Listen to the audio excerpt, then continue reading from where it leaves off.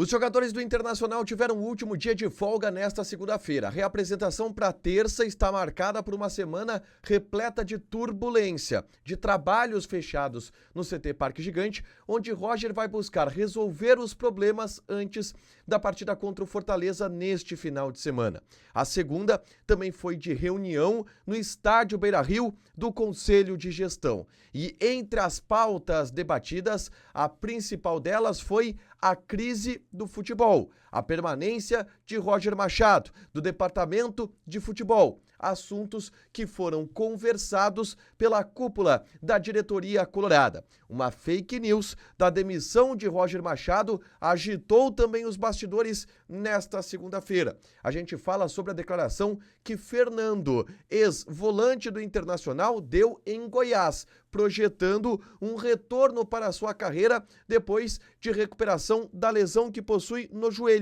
e a nova comissão técnica da equipe sub-20 colorada após o rebaixamento no Brasileirão da categoria. Esse é o Diário do Inter KTO desta segunda-feira, 25 de agosto de 2025.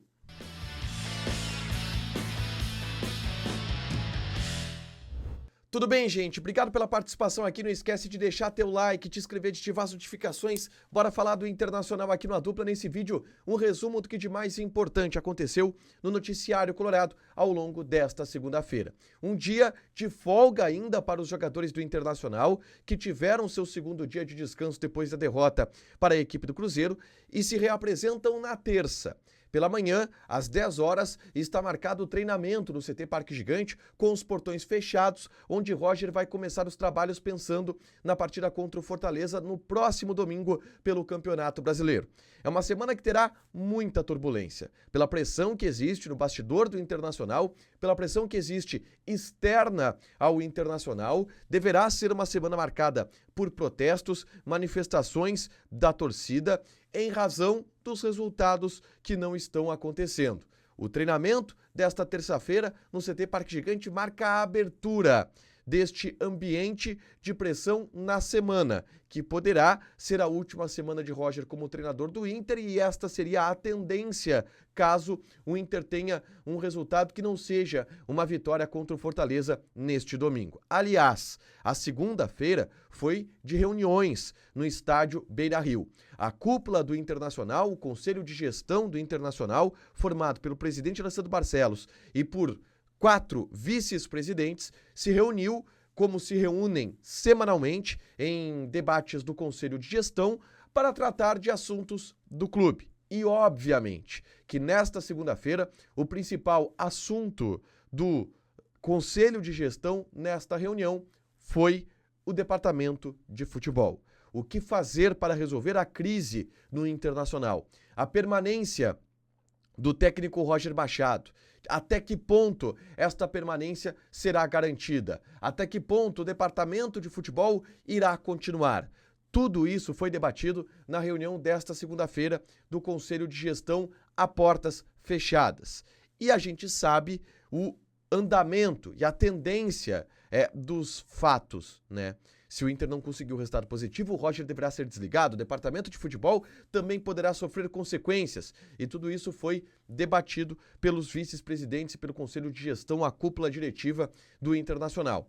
Durante toda a tarde e noite, a reunião no estádio Beira-Rio, todos tentando encontrar soluções para a crise do futebol que o Inter vive nessa temporada de 2025, reformulações, revisões que devem ser feitas. Aliás, sobre isso, eu gravei um vídeo na tarde desta segunda-feira falando sobre a reformulação que deve haver no elenco do Internacional para a próxima temporada. Lideranças que devem sair, jogadores de alto salário que não estarão aqui na próxima temporada e um elenco que pode mudar a sua fotografia para a temporada de 2026. Eu explico tudo isso no vídeo que eu gravei na tarde desta segunda-feira, é só conferir aqui no canal, tá?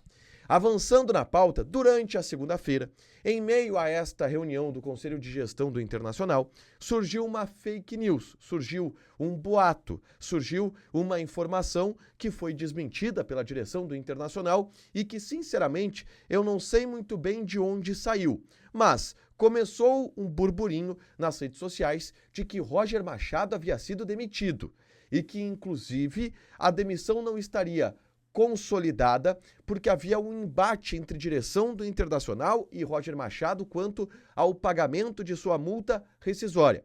Esta versão começou a circular em redes sociais, mas é uma versão que não corresponde com a realidade, pelo menos até onde a gente apurou, tá? Por alguns fatos. O primeiro deles é que o Inter sempre garantiu e ainda garante no bastidor que Roger Machado será o técnico no domingo contra a equipe do Fortaleza. André Mazzuco foi para uma entrevista coletiva garantir isto depois da derrota para a equipe do Cruzeiro.